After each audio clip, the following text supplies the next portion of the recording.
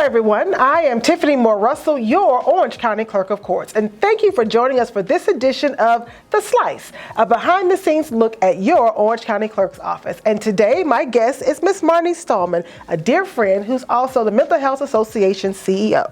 And so, Marni, tell us more about the Mental Health Association of Central Florida. Well, we've been here for 76 years in the community as one of the oldest nonprofits serving individuals with mental health issues and mental wellness concerns. And we've been a longtime partner, as you very well know, with the clerk's office here in Orange County, providing guardian advocates for individuals who have experienced mental health issues and interact with our legal system. That is amazing. 70 plus years. Yeah, it's really can you speak more about your community resources? Absolutely. One of the things that we're really proud of is we have a program called Connections. And what we like to say is anybody can answer the phone, we answer the call. So this is an ability to get personalized, verified community resources from a mental health professional that is just not about where do I go to get therapy or medications, but we know there are so many other concerns that people have that intersect with their mental health and wellness. Food insecurity, housing concerns, legal concerns, childcare concerns, transportation concerns. So all of that comes into the Connections program. You can do the referral online, or you can call in and have a live person speak to you. And within 48 hours after we've gathered the information, we're going to bring back verified resources. So it's not us just going to send you a list. We're going to actually call those offices. We're going to call those community resources. We're going to make sure that they have access, and we want to make sure that they have capacity. Because we know right now in our community, capacity is a real issue. People are saying they want to access mental health services, and they're calling for treatment, they're calling for therapy appointments, and they're finding they're not available. Gotcha. Well, and I love that. Many may answer the phone, but they answer the call, and I think I love that. And so we are here because we know May helps bring awareness and a focus on mental health awareness. And can you share with some of those who will be listening who may be feeling distressed? Yeah, you know, it's really been almost 3 years, if you really think about it, that we had experience with COVID and the lockdown.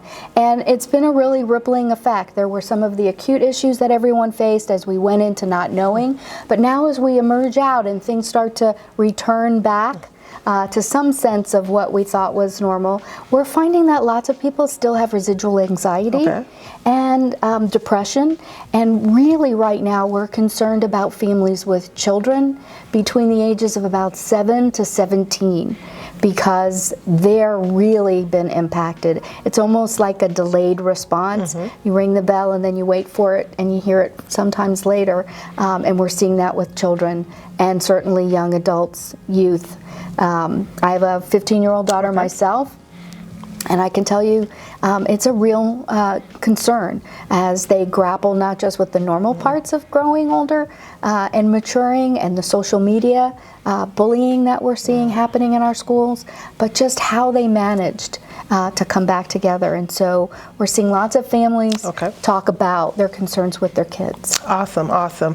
And you mentioned earlier the partnership with this office, and mental health is one of our priorities. Talk more about our partnership. Yeah, you know, this goes back a long way, and we're very grateful for it. So one of the things we know happens when individuals with mental illnesses, and I just want to take a pause here and tell people watching, there's a difference between an individual that has a mental illness and someone that's experiencing a mental health crisis. They're very different. So mental illness is a chronic condition. It's usually brain-based, it's neurological. We see it with diagnoses like schizophrenia and bipolar disorder or major depressive disorders. But then individuals who have a mental health crisis, that's situational. That's something happening at work, something happening at home in the family, the death of a loved one, that causes anxiety and depression to really come to the forefront, and they have just real difficulty coping with it and how they're going to manage. So it's real important to know those differences. Our partnership is working within the community of people with mental illnesses, people that are chronically mentally ill, that frequently, sometimes when they have a crisis, will wind up in an interaction with law enforcement or have some sort of legal entanglement that needs somebody to come in. And what we do in our Guardian Advocate program is, in partnering with the clerk's office and here in the Ninth Judicial Circuit, we certify and train volunteers to be a guardian advocate for an individual who's in crisis that doesn't have a legal guardian assigned to them or a family member here in the community, so that when they go for their hearing before the magistrate or judge, they have somebody there that's helping them understand what is informed consent. What does it mean when I'm being told these are the things that I have to agree to as part of treatment, whether it's voluntary or involuntary, and that guardian advocate stays with them all through that process and becomes part of that treatment team. Sometimes in unfortunate instances when that individual may have to leave this jurisdiction and travel up to the state hospital, that guardian advocate's going to stay with them all that way as well.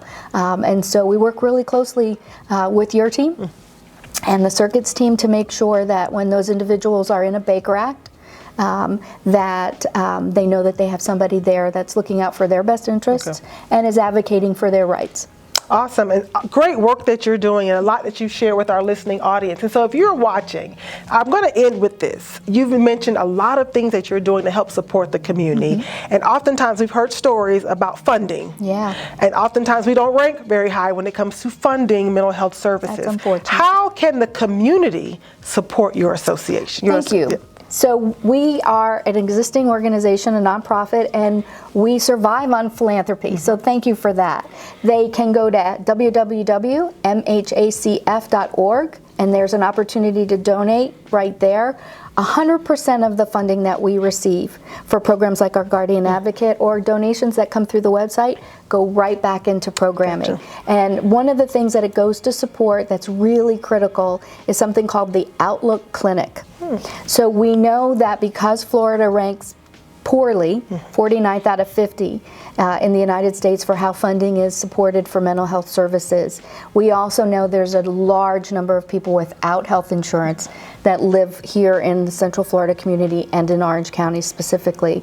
We also know that with the elimination now of the public health emergency, the continuous coverage that allowed people to come in under Medicaid is going to stop effective May 11th. So if you are a Medicaid enrolled member right now, you need to make sure that you go back and get recertified.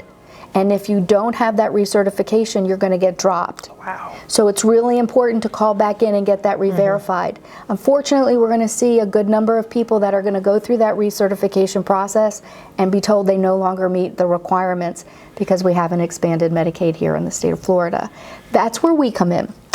You can get free services for counseling and medication at the Outlook Clinic. It's on the corner of Westmoreland and Church Street, 1 block down from Explorer Stadium.